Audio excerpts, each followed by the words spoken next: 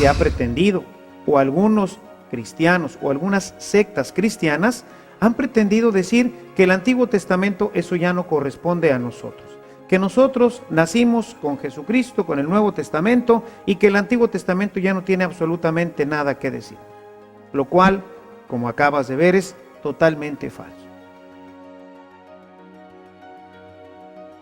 ¿Qué tal, hermanos? Bienvenidos de nuevo al aula virtual de Evangelización Activa. En esta sesión conoceremos la estructura del Nuevo Testamento, qué es y cómo está diseñado. El padre Ernesto María Caro nos explicará de manera muy práctica y conveniente cómo se cita la Biblia, qué son los capítulos y los versículos. Una diferencia muy importante entre las Biblias católicas y las Biblias protestantes es cómo cambian el nombre de Yahvé por el de Jehová, y que aleluya significa alaben a Yahvé.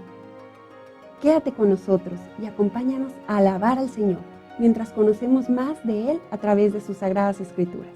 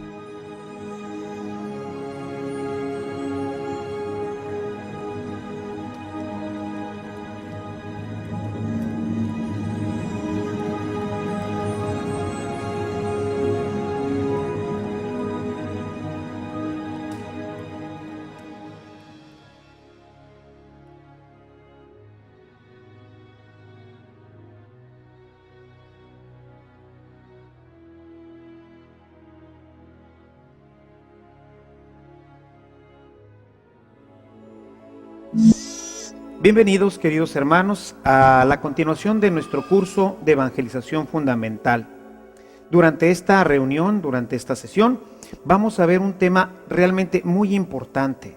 Vamos a hablar sobre la estructura de la Sagrada Escritura. Si recuerdas, la semana pasada en nuestro tema, analizamos cómo es que se fue desarrollando la revelación dentro del pueblo. Una revelación que una parte se puso por escrito, que es el tema que hoy vamos a empezar a tocar, el tema de la Sagrada Escritura, pero que reconocíamos que no solamente a través de la Escritura, sino que en la base de toda nuestra formación hay una revelación que se ha ido comunicando oralmente y que llamamos hoy la tradición. Junto con ella se fue desarrollando lo que hoy llamamos el magisterio, es decir, como esto pasó hace tantísimos años, pudiera suceder que no sabemos qué es lo que realmente Dios quería decirnos cuando fue escrita estos textos. Por eso es importante tener la ayuda del magisterio. Hoy pues iniciaremos conociendo la estructura de la Sagrada Escritura. Empezamos diciendo que está dividida en dos partes. La primera parte, el Antiguo Testamento o Primera Alianza. Recordarás que a través de esta revelación Dios hace una alianza, por eso se le llama la Primera Alianza o Antiguo Testamento. Y la segunda parte es la que conocemos como Nuevo Testamento o Segunda y Definitiva Alianza. Esto es lo que contiene la Sagrada Escritura en, digamos, dos grandes libros que se han unido porque contienen, toda sumada, la revelación que Dios ha hecho a su pueblo. La primera parte, estaremos hablando hoy del Antiguo Testamento. El Antiguo Testamento podemos decir que está dividido en 46 libros. Estos 46 libros contienen todo el desarrollo de esta revelación, pero de la parte que se puso por escrito. Están divididos este primer libro de la Biblia, del Antiguo Testamento, estos 46 libros, se dividen primeramente en la ley, en los libros proféticos, en los libros sapienciales, en los libros históricos. Estos son como está dividida todos los escritos del Antiguo Testamento o de la Primera Alianza. Hablemos primeramente del libro de la ley. Este libro de la ley es conocido también como la Torá. La Torá, que significa ley. Y en esta ley nosotros vamos a encontrar que está dividida también en 5 grandes libros o en 5 grandes apartados que se van a ir desarrollando a lo largo de los primeros años de la Escritura. El primer libro del que vamos a hablar es del libro del Génesis. En el Génesis vamos a encontrar la historia del desarrollo del pueblo de Dios. De ahí viene su nombre, Génesis o creación. Nos narra el inicio tanto del hombre como también del pueblo. Los primeros 11 capítulos nos narran lo que se llama la prehistoria. Ahí encontraremos cómo se fue desarrollando poco a poco la creación de Dios. A partir del capítulo 12 con Abraham empezamos lo que se llama como la revelación positiva, en donde Dios habla directamente con Abraham y lo invita a iniciar el pueblo de Dios. Junto con este primer libro vamos a encontrarnos también con el libro del Éxodo. En el libro del Éxodo vamos a encontrar todo el proceso y el desarrollo de la salida del pueblo de Israel, la primera alianza y cómo se va empezando a constituir lo que posteriormente será el pueblo de Israel. Junto con estos 2 primeros libros vamos a encontrar el libro de los Números y el libro de Levítico, que son una serie de normas y una serie de leyes establecidas por Dios para la convivencia y para el desarrollo del pueblo de Dios. Finalmente tendríamos el libro del Deuteronomio. El libro del Deuteronomio es un libro ya tardío, probablemente escrito o recopilado alrededor de los siglos VI y VII antes de Jesucristo. En este libro, el autor recopiló una gran cantidad de todos los elementos, sea del Génesis, del Éxodo, de los Números y del Levítico, como haciendo una gran síntesis. De ahí su nombre, Deuteronomio. Deutero, segundo, nomios, nomos, que es ley, la segunda ley. Es decir, es como un condensado de los primeros libros. Los autores decidieron poner todo esto junto y formar con todo ello una gran colección que se llama la Torá o la ley. En esta se encuentra pues el desarrollo de los primeros pasos de Israel y donde vamos a encontrar principalmente todos los fundamentos de la ley de Dios. De esto pues nos habla frecuentemente Jesús en el Evangelio. Jesús lo cita frecuentemente. Quisiera solamente mostrarte cómo se valida que tanto el Antiguo Testamento como el Nuevo Testamento forman parte de una sola revelación. Si vas a tu Biblia, puedes ver en el capítulo 10 del Evangelio de San Lucas, como en el versículo desde el 25, dice: se levantó entonces un experto en la ley y le dijo para tenerle una trampa a Jesús: Maestro, ¿qué debo hacer para obtener la vida eterna? Jesús le contestó: ¿qué está escrito en la ley? ¿Qué lees en ella? El maestro de la ley respondió: amarás al Señor tu Dios con todo tu corazón, con toda tu alma, con todas tus fuerzas y con toda tu mente, y a tu prójimo como a ti mismo. Esta enseñanza la encontramos claramente en el capítulo 6 del libro del Deuteronomio, en donde se nos refiere precisamente estos versículos que Jesús acaba de mencionar en este Evangelio de Lucas. Podríamos ver algunos otros, por ejemplo Mateo 5:17, y encontraríamos como también hay una continua referencia. Es decir, la Sagrada Escritura toda forma parte de nuestra vida, no solamente el Antiguo Testamento. Se ha pretendido, o algunos cristianos o algunas sectas cristianas han pretendido decir que el Antiguo Testamento eso ya no corresponde a nosotros, que nosotros nacimos con Jesucristo, con el Nuevo Testamento, y que el Antiguo Testamento ya no tiene absolutamente nada que decirnos. lo cual, como acabas de ver, es totalmente falso. Toda la revelación, Antiguo Testamento y Nuevo Testamento, forman parte de un todo, forman parte de la revelación que Dios nos ha hecho. Una parte a través del Antiguo Testamento y a través de Jesucristo, esta segunda parte que llamamos Nuevo Testamento. El segundo grupo de libros de estos que están contenidos en el Antiguo Testamento, les llamamos los libros proféticos. Los judíos le llaman Neviim, porque Neví es profeta, son los libros proféticos. Ahí vamos a encontrar 17 libros, los cuales están divididos dentro de la Escritura en los libros de los profetas mayores y los profetas menores. Y esto no es por su importancia, sino por la cantidad de contenido. Un profeta mayor, como es Isaías, pues escribió mucho, y uno pequeño como Miqueas, pues escribió poco, y por eso ellos los han dividido como profetas mayores y profetas menores. Además de estos 17 libros proféticos, tenemos los que se llaman los Ketubim en hebreo. La palabra Ketubim significa escritos. Ellos les llaman a todos los demás sus escritos. Ahí están contenidos los históricos y están contenidos los sapienciales. En los libros históricos vamos a encontrar el desarrollo de la historia de la salvación. Es importante recordar que nosotros cuando leemos un texto histórico, por ejemplo el libro de los Reyes, no pretende darnos una cronología exacta. No nos está narrando hechos cronológicos, sino nos está haciendo hincapié en hechos salvíficos. Es la historia de la salvación. No podemos entender la historia de Israel como la historia de México, la historia de Panamá o la historia de Perú. Es una cosa distinta. Esto lo que nos está narrando es una historia de salvación. Es la intervención de Dios dentro de la historia del hombre con el propósito de salvarlo.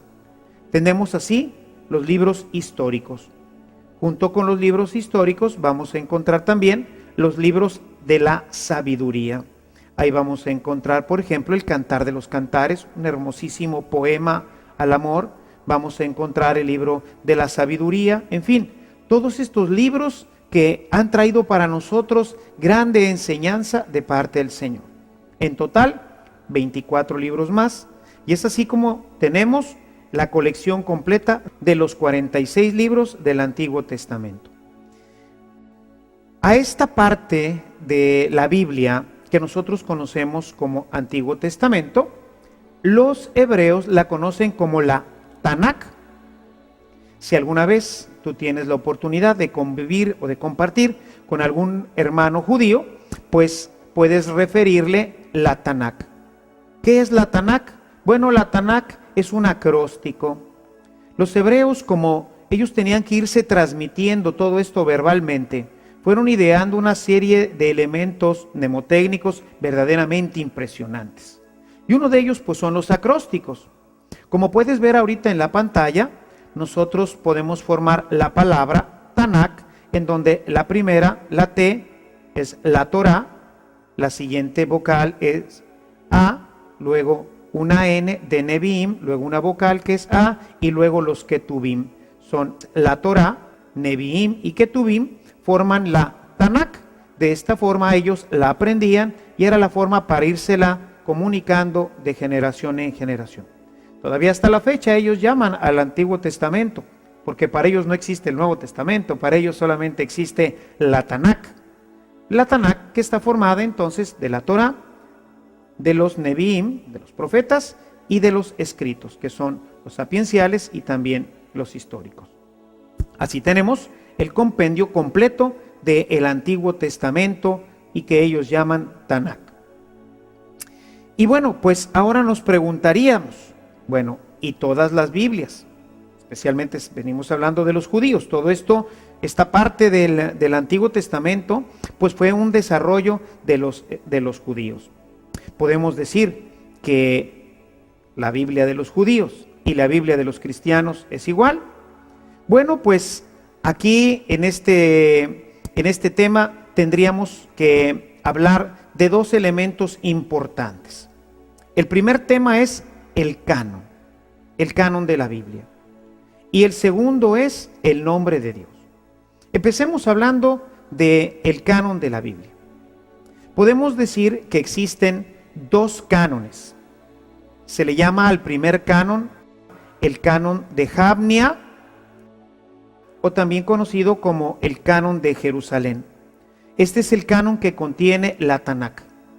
Es un compendio de todos estos escritos de los que ahorita venimos hablando, y que reunidos en Jabnia, por eso se le llama también el canon de Jabnia, una gran cantidad de rabinos, de los principales maestros de la ley, ellos decidieron que estos 46 libros serían los libros inspirados. Debemos decir que siempre ha habido muchos libros. Ya lo hablábamos en nuestra reunión anterior. Algunos de ellos quedaron contenidos, por ejemplo, en la Cábala. Y junto con ellos hay muchos otros escritos que no entraron dentro del canon. Los judíos, buscando decidir de entre todos los escritos que existían, cuáles eran verdaderamente los que eran la palabra de Dios, lo que Dios había revelado para el pueblo, se juntaron alrededor del año 70, por ahí, después de Cristo, y entonces, reunidos en Jabnia, decidieron que este sería el canon, y así escogieron estos primeros 46 libros. Sin embargo, el pueblo de Israel, especialmente en el siglo III antes de Cristo, hubo una gran dispersión. Se le llamó la diáspora. Todos estos judíos, por diferentes razones, especialmente cuando fueron conquistados por Alejandro el Magno, se extendieron a lo largo de muchas ciudades, especialmente en Egipto y en lo que hoy conocemos como Alejandría. Esto hizo que el griego se extendiera grandemente a lo largo de todas estas provincias, Egipto, Alejandría y todas estas ciudades. Muchos judíos fueron hacia esas ciudades, pero resultó con el tiempo que poco a poco se fue perdiendo el hebreo. Y la gente, sobre todo lo que ellos llamaban los prosélitos, la gente que no había nacido judía, se hacía judía, se circuncidaban ya de grandes y empezaban a vivir la ley judaica.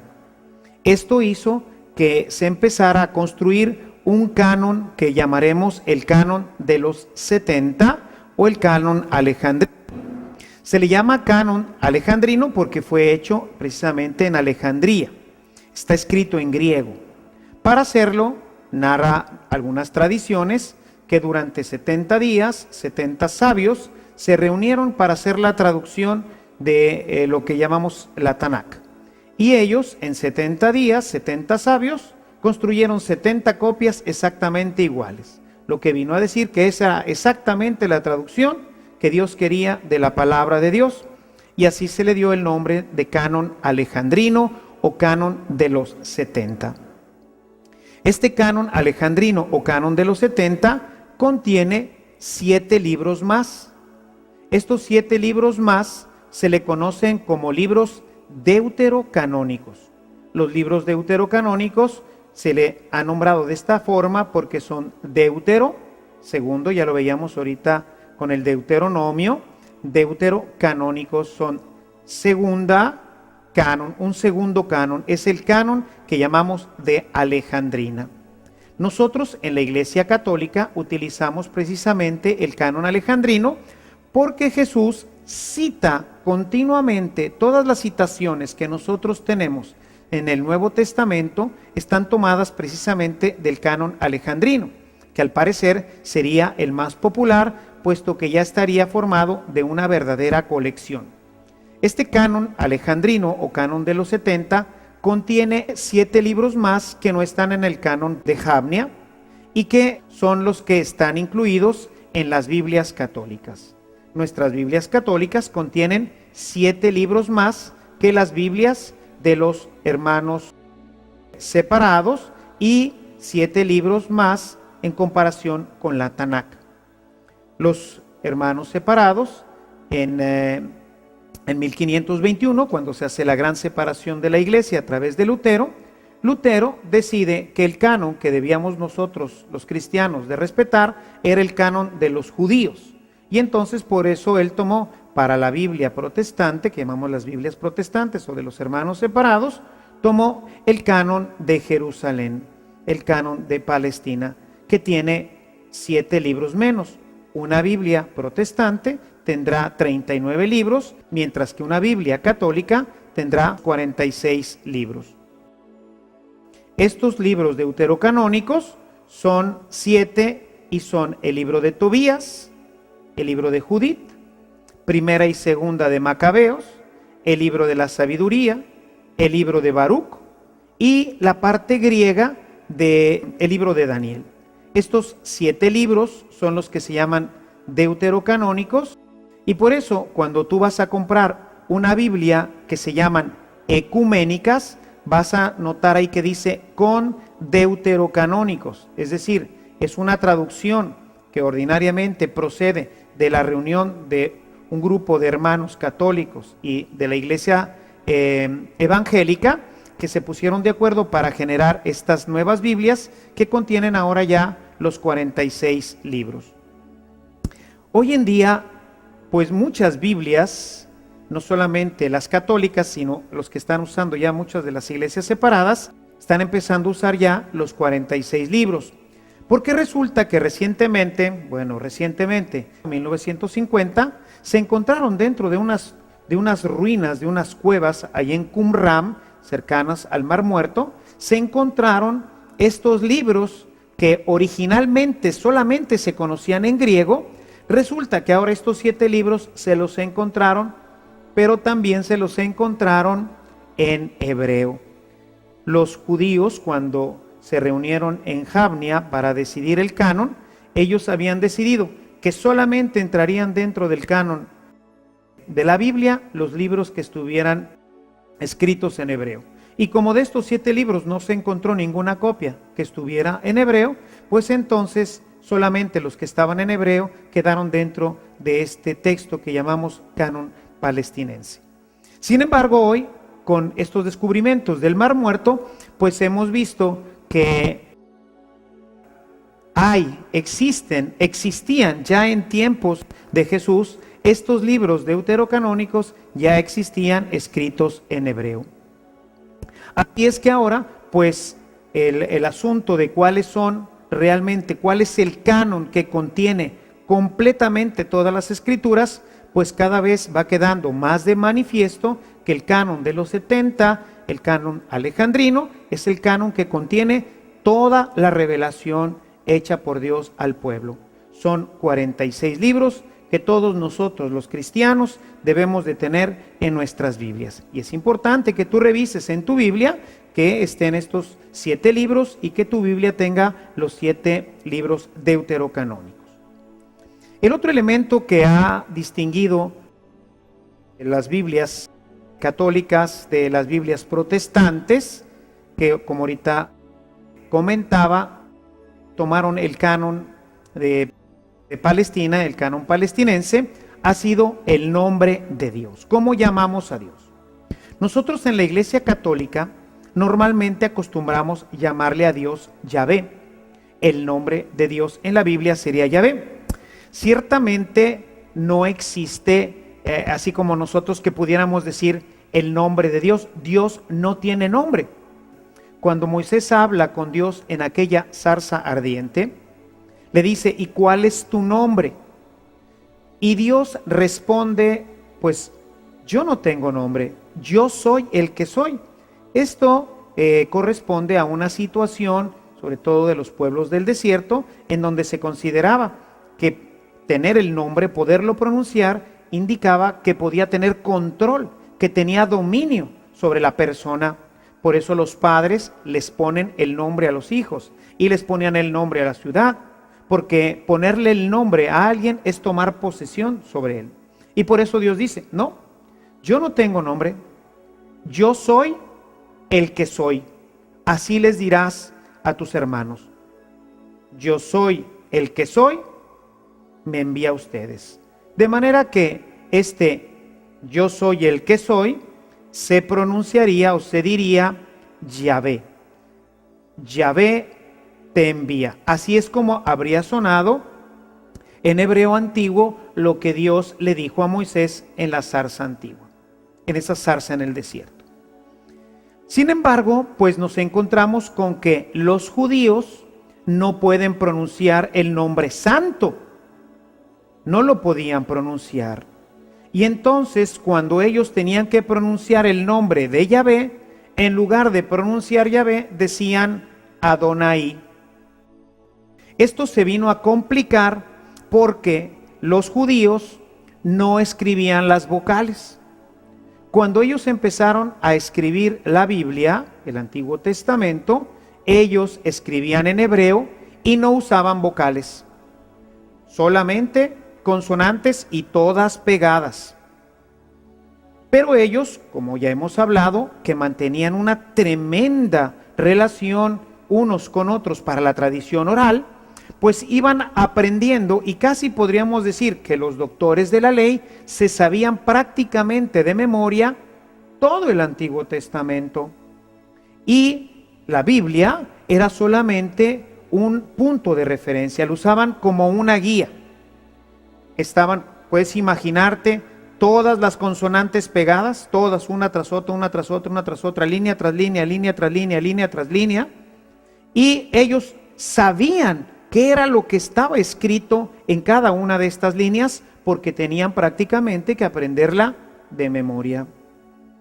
Los maestros de la ley la conocían bien. Y cuando veían lo que se conoce como el tetragrama, es decir, las 4 letras, como las estás viendo, o sea, las 4 letras, la YHVH, ese se le conoce como el tetragrama santo. Cuando ellos veían estas 4 letras pegadas, se sabía que se estaban refiriendo a Dios. Y entonces, en vez de decir Yahvé, que es lo que ellos normalmente dirían, Yahvé, pues ellos decían Adonai, porque el nombre de Dios solamente podría ser pronunciado por el sumo sacerdote una vez al año. No podíamos nosotros pronunciar el nombre santo de Dios, que decimos no es que tenga un nombre, pero ellos así lo fueron entendiendo, lo fueron comprendiendo, y por eso es que no lo decían, no podían llamar a Dios Yahvé. Y entonces cuando ellos iban leyendo la Sagrada Escritura, ellos abrían el rollo, empezaban a leer, se topaban con el tetragrama, se topaban con el texto de Yahvé, y entonces en vez de decir Yahvé, decían Adonai o Adonai. Esto indicaba que estaban refiriéndose a Dios.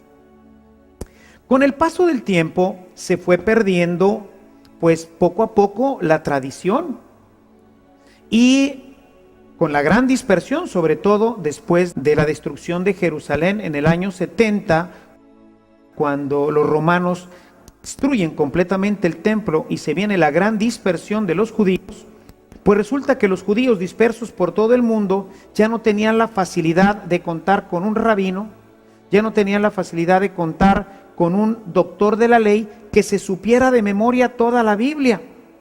Y entonces empezaron a ya no saber exactamente cómo interpretar o cómo leer correctamente la Sagrada Escritura. Es así que más o menos en el siglo VI después de Cristo van a nacer un grupo de sabios que se les van a llamar los masoretas, y se van a dar a la tarea de ponerle las vocales a todas las palabras. La Biblia hebraica empezará a contener por primera vez a partir de finales del siglo VI vocales, y se podrá leer como nosotros leemos en nuestros idiomas, como leemos en español, las letras con vocales y consonantes. Pero esto va a ocurrir hasta el siglo VI después de Jesucristo.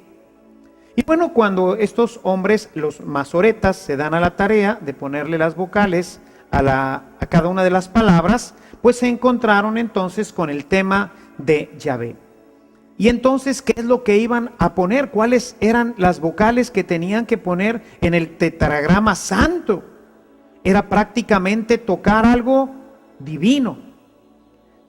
Como ellos decían Adonai o Adonai cuando llegaban ahí, tuvieron la idea de poner e intercalar dentro de este tetragrama, intercalar las vocales de la palabra Adonai.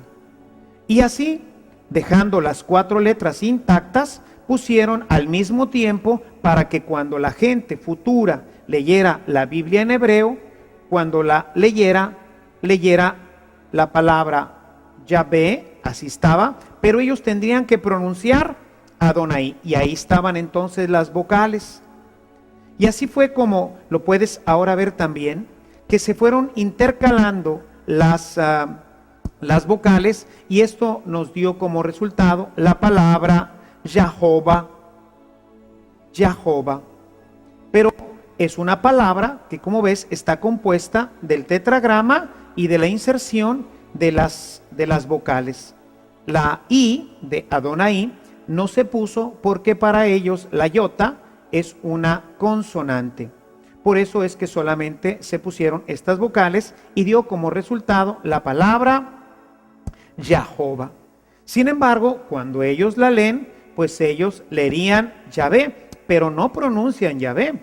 Ellos, cuando ven este tetragrama, van a pronunciar Adonai, porque esto es lo que ellos deben de decir.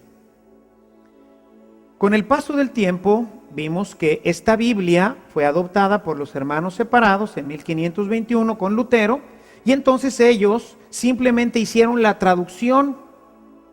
Como ellos no son hebreos, pues ellos no iban a pronunciar en la palabra Yahová, ellos no iban a pronunciar Adonai, sino que eso es lo que estaba escrito, porque así está en los masoretas. En la Biblia masorética encontramos ya que cuando aparece el tetragrama, aparece Yahová. Con el paso del tiempo, sobre todo viniendo desde la cultura alemana, poco a poco el Yahová con la Y se fue transformando en una J, y de ahí tenemos ahora la palabra Jehová. Esta palabra representa lo mismo que para nosotros Yahvé. Es exactamente el mismo tetragrama, nada más que es una pronunciación diferente, ya que cuando se adopta el canon de Jamnia por los hermanos separados, ellos no traducen, sino copian directamente la palabra que estaba en hebreo y que era precisamente Yahová. Esta palabra hoy nosotros la conocemos como Jehová, pero si te fijas, pues es exactamente la misma, Yahová o Jehová. Y entonces diríamos, bueno, y entonces nosotros, ¿por qué los cristianos católicos no decimos también Jehová? Porque en nuestras Biblias católicas no dice Jehová, sino que en nuestras Biblias católicas dice Yahvé. Porque nosotros hemos tomado directamente lo que Dios reveló. La palabra Jehová no significa nada en hebreo, no tiene ninguna significación. La palabra Yahvé significa el que es. Y entonces por eso nosotros usamos exactamente la palabra que identifica a Dios. Yo soy el que soy, es decir, Yahvé. Y sabemos que se escribe y se pronuncia así por otras palabras que hoy han llegado hasta nosotros directamente también de la cultura judaica. Seguramente conoces la palabra aleluya. La palabra aleluya está formada por 2 palabras. La palabra ale, que viene del verbo alejen, que es alabar o dar alabanza, dar gloria, y la palabra ya, que es el apócope de Yahvé, es decir, la forma corta. Así como decimos de papá, su apócope es pa, de mamá, ma. Y hay mucha gente que se refiere así de forma cariñosa a sus padres, pa o ma.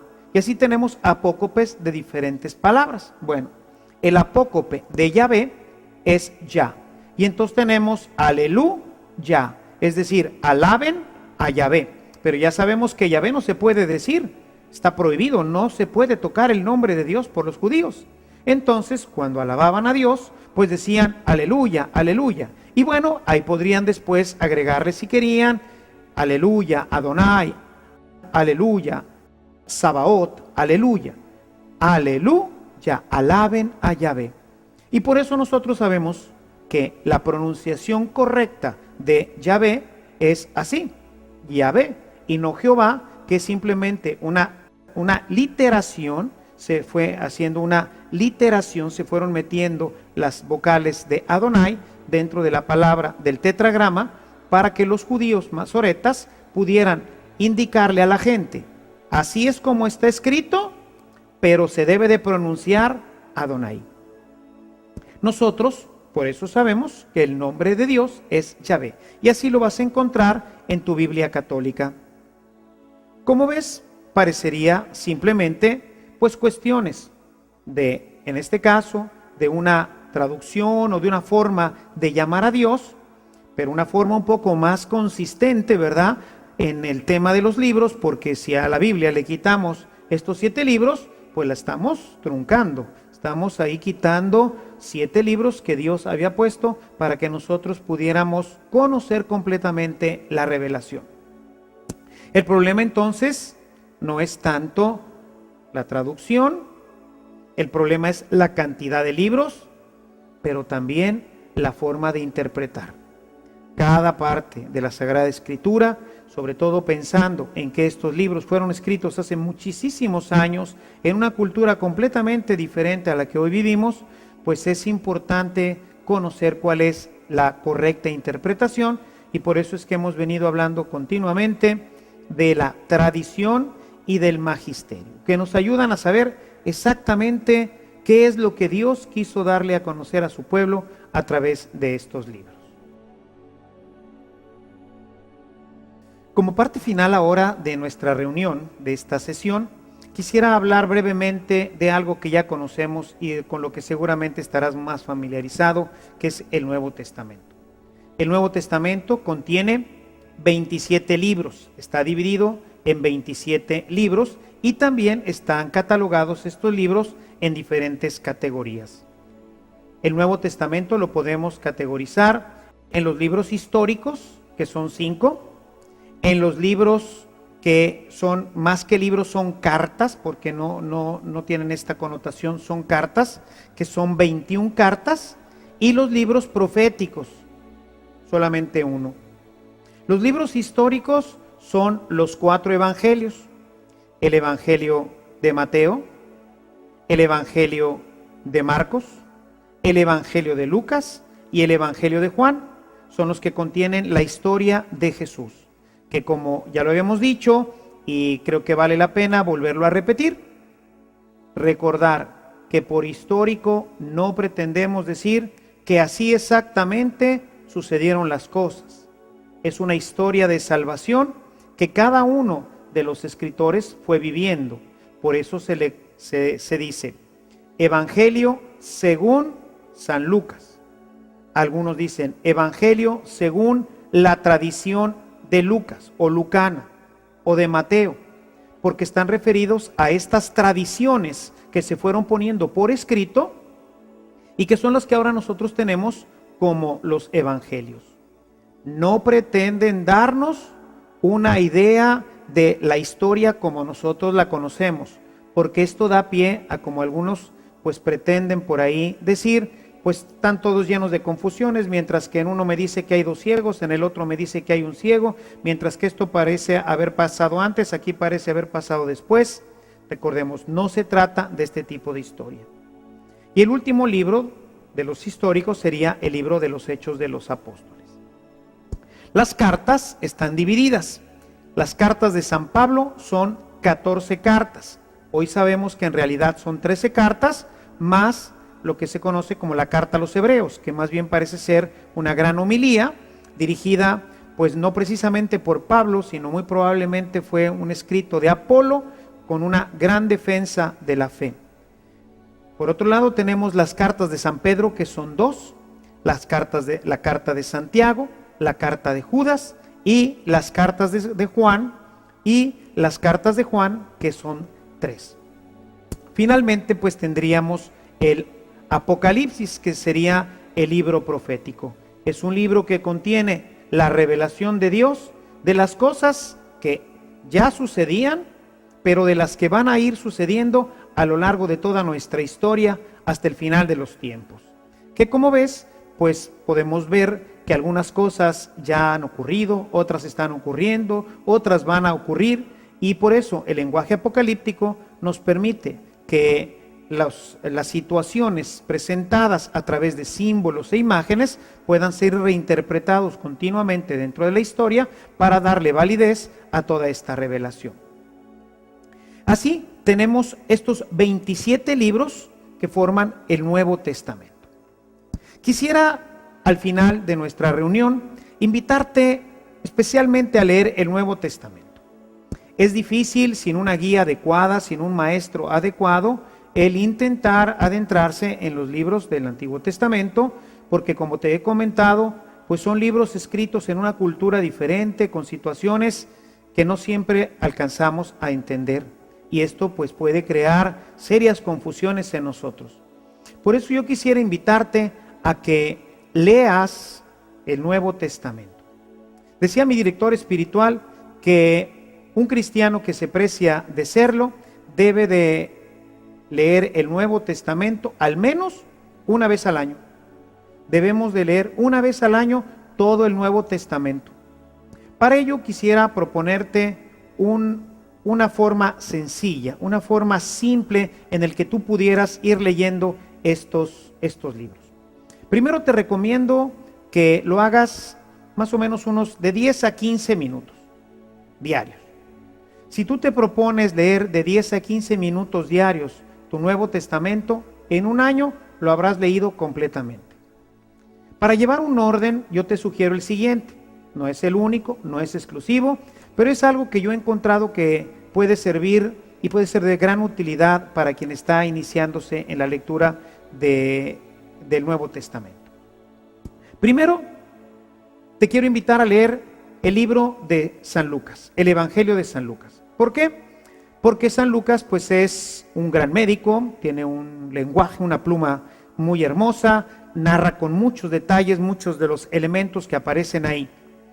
Después te invitaría a que leyeras su segundo libro, que es el libro de los Hechos de los Apóstoles. Con estos dos libros tendrías ya toda una gran panorámica de lo que hizo Jesús hasta su muerte y resurrección y de todo el inicio de la iglesia. Tendrías toda una panorámica de la historia desde Jesús hasta la iglesia predicada por San Pablo. Enseguida, leer las cartas de San Pablo.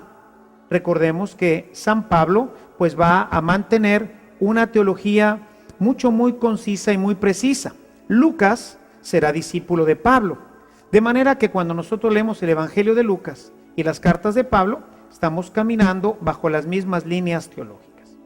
Una vez que hayas leído estas 14 cartas de San Pablo, entonces te invito a moverte nuevamente a otro evangelio. Vamos a ver ahora la perspectiva de Marcos. Marcos es el evangelio más antiguo. Se dice que los otros evangelistas tomaron a Marcos como referencia. Es muy parco, muy concreto, muy sintético. Dice la tradición de Papías que lo escribió su evangelio oyendo predicar a Pedro. Por eso sería conveniente que terminado el evangelio de Marcos, pues leyeras también las cartas de San Pedro.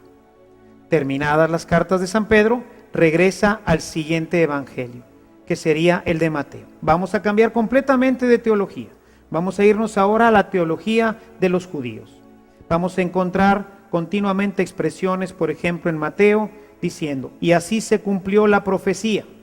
San Mateo va a buscar a sus judíos, a quienes escribe, a la comunidad judaica, comprobarle que Jesús es verdaderamente el Mesías.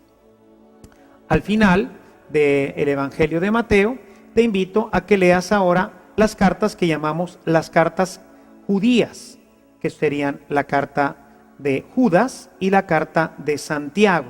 Manejan los tres escritos, tanto el Evangelio de Mateo, la carta de Santiago y la carta de Judas, manejan la misma teología. Al final de todo, habrá que leer el Evangelio de San Juan con sus cartas. Cuando tú termines de leer todo el Evangelio de San Juan, incluyendo sus cartas, podrás leer ahora el último libro, que es el Apocalipsis. Y te invito a que leas el Apocalipsis sin miedo, sin temores. La gente dice es que ahí hay puras cosas que me dan miedo, que me asustan. No hay nada que nos asuste. Todo lo que está en el Apocalipsis es una situación simbólica. Ciertamente puede que no sea tan fácil su lectura. Por eso te recomiendo un libro, cuando vayas a leer el libro del Apocalipsis, que es, así se llama, El Apocalipsis de San Juan, del padre Hugo Bani. Es un gran especialista y como gran especialista sabe poner las cosas de forma muy sencilla y muy asequible a cada uno de nosotros. Date tiempo para leer tu Nuevo Testamento y verás cómo rápidamente la palabra de Dios empezará a realizar cambios contigo. Con esto pues damos final a este gran recorrido que hemos venido haciendo, que nos ha permitido conocer un poco más la estructura, los libros de nuestra Sagrada Escritura. En nuestra próxima reunión, si Dios lo permite, veremos ya nuestro primer tema. Vamos a empezar a conocer a Jesús, pero lo vamos a empezar a conocer directamente desde la Sagrada Escritura. Date tiempo para el Señor, date tiempo para la Sagrada Escritura y el Señor hará cosas maravillosas en tu vida. Que Dios te bendiga.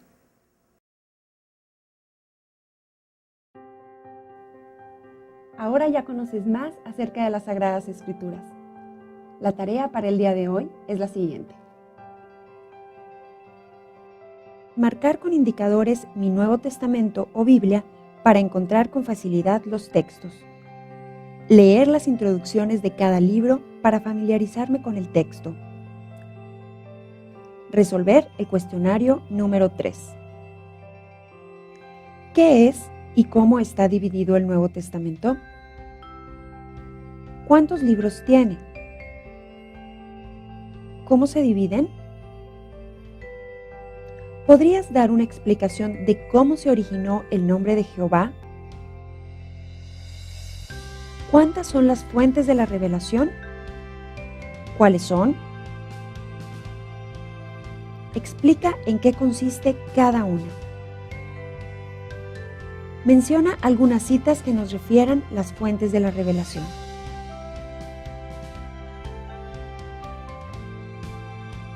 ¿Qué significa la siguiente cita? ¿Qué fue lo que más me llamó la atención de esta reunión? Subraya en tu Biblia o Nuevo Testamento las citas que vimos hoy.